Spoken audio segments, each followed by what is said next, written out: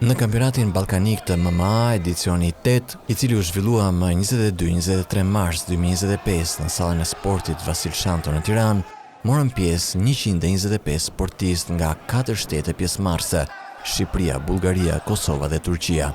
Shqipëria pati një përfaqësim të fuqishëm dhe arriti rezultate të shkëlqyera, duke u renditur ndër ekipet më të suksesshme të kampionatit. Bullgaria u shfaq si ekipi më i fortë, duke fituar vendin e parë me dominimin e saj në shumicën e kategorive. Kosova dha një paraqitje të denjë, duke treguar rritje të nivelit të sportistëve të saj dhe duke fituar medalje të rëndësishme.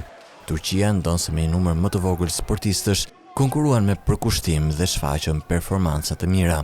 Ky edicion i kampionatit ballkanik u organizua në një atmosferë të jashtëzakonshme sportive, me një pjesëmarrje të lartë të spektatorëve dhe mbështetje nga personalitetet të rëndësishme të sportit dhe diplomacisë.